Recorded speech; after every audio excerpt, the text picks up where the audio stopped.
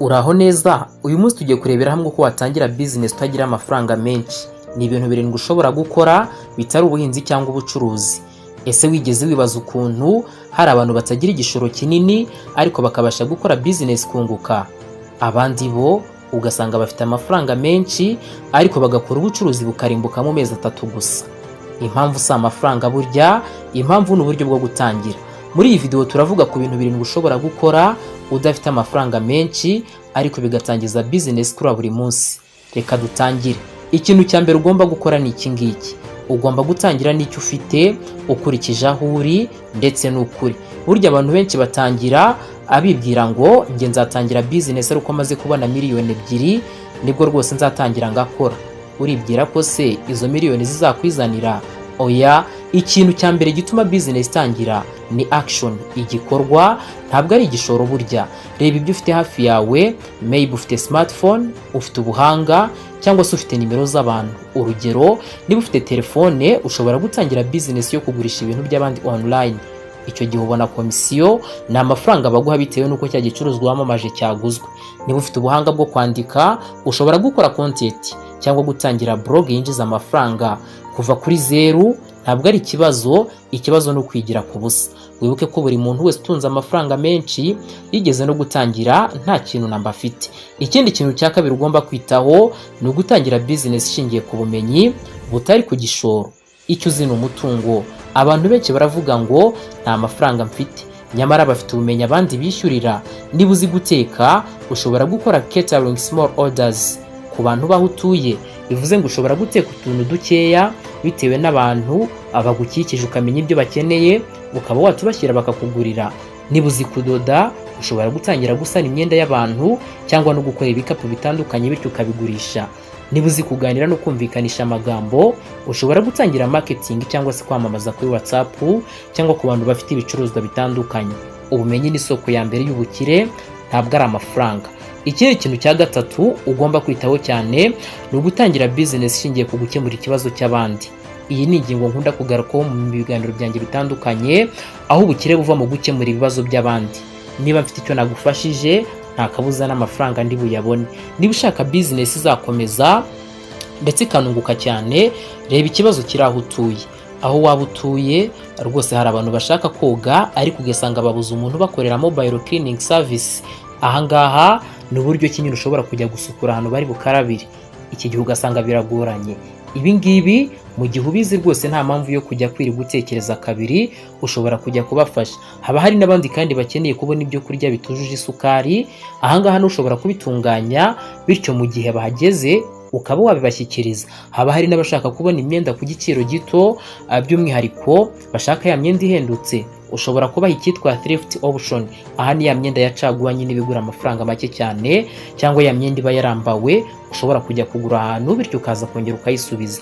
Iyi business yawe izisubiza ikibazo runaka bityo abantu rwose nabo bakayigana, nta no kwirirwa wamamaza cyane ibintu ukora, kubera yuko iyo usubiza ikibazo cy'abantu runaka akenshi nibo baza bakwisangira bitanarinze kujya kwirirwa wamamaza. Ikindi kintu cya kane ni ugukora icyitwa reselling, ubucuruzi bwo gucuruza iby'abandi. Ahangaha ngo bigenda bite? Burya ntabwo ugomba gutangira business ufite stock yawe, ufite ibicuruzwa byawe bwite.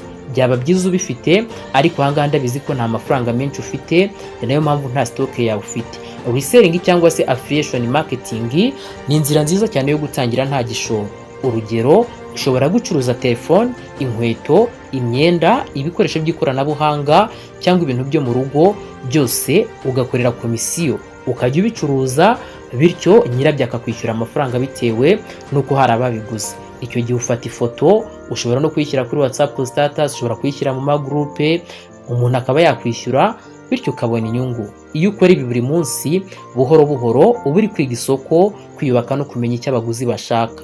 Kandi burya ntacyo bigusaba uretse telefone ndetse n'ubwitange. Ikiza ku mwanya wa gatanu ni ugutangira business ntoya ariko ukayitaho nk'aho ari ikigo kinini.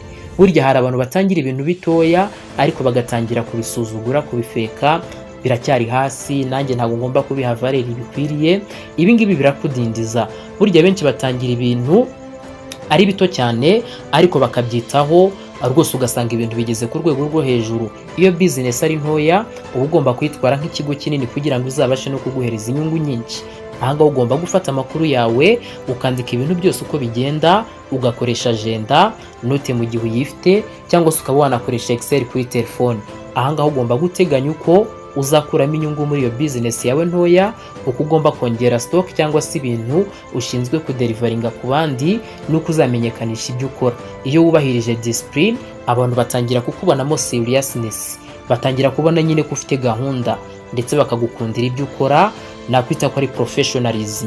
Babona yuko utandukanye n'abandi, kwa kundi umuntu agenda agafata akantu ke ngo nuko ari gato akagasuzugura. Woba wabihaye attention, ukabyubaha ndetse ugakora buri kimwe cyose kugira ngo iterambere ryawe rikomeze rizamuke. Ikindi kintu cya gatandatu, ugomba gutangira network y'abantu mufite icyerekezo kimwe. Ibi nabyo byagufasha cyane. Burya nta muntu utera imbere wenyine, ugomba gutangira kuvugana n'abandi bafite imyumvire ya business. Niba utabazi, ushobora kujya mu matsinda yo kuri WhatsApp, kuri Telegram, cyangwa aho bigisha entrepreneurship. Ahangaha ni abantu rwose ubonamo motivation, bazakongerera imbaraga kandi rimwe na rimwe bazanakwereka amahirwe wowe utaruzi. Hari n'abashobora kukugenera ibicuruzwa byo gucuruza batanagusabye igishoro, ahubwo biturutse kuko mwaganiriye gusa. Ibyo nibyo bitandukanye abantu batsinda n'abatazagera kure. Network ni ingenzi. Ikindi kintu cya karindwi ni ugukora consistency, guhozaho. Ahangaha ni ukuvuga ngo ugomba gukora nta bintu byo gucika intege. Burya abantu benshi baratangira ariko bakagira gutya bagahagarara. Nta business ikura mu byumweru 2 cyangwa ikure mu byumweru 3. Ibizamuka, ariko ushobora kubizamuka ku kigero wowe utari wabona. Ugomba gukora buri munsi. Niyo waba wumva utari kubona inyungu, consistency cyangwa se guhozaho nibyo bisimbura cya gishoro mu ntangiriro, dore ko ntacyo bufite. Iyo abantu bakumenyereye, iyo umusaruro utangiye kuboneka, amafaranga nayarizana. Ntugapfukira n'impano yawe, ntugategereze kandi igihe cyiza, kuko igikorwa nicyo gikora itandukaniro. Bya bikorwa byawe byinshi wakomeje kugenda ukora nibyo biguha umusaruro. Mu by'ukuri ntabwo amafaranga ari yakubwira niba ushobora gutangira business. Icyo ukeneye ni umuco wo gukora, guhanga udahagarara, ndetse no gutinyuka. Ubucuruzi butangira n'igitekerezo gito, ariko bukagenda bukura kubera ubwitange bwa nyirabwo. Ushobora kuba utuye za Nyamirambo, utuye za Musanze, utuye za Huye, utuye za Nyagatare, cyangwa n'ahandi hose mu gihugu. Ibyo ntacyo bitwaye rwose. Ahantu hose uri hari isoko, hari amahirwe, kandi hari n'abantu bafite icyo bashaka kugura. Banza utangire uko biri, uzasanga ejo bari kukubaza uko wabigenje. Kuko ukuri ni uku nguku, ubutunzi butangirira mu mutwe, ntabwo ari mu mufuka. Niba ukunda izi video z'ubumenyi bw'amafaranga n'uburyo bwo kuva mu bukene mu Rwanda, kanda subscribe, usige igitekerezo cyawe, ubundi uvuge business ushaka gutangiza, kuko muri episode itaha nzakubwira ku buryo ushobora kubona amafaranga ya mbere yo gutangira business yawe, ariko bitagusabye kujya muri banki.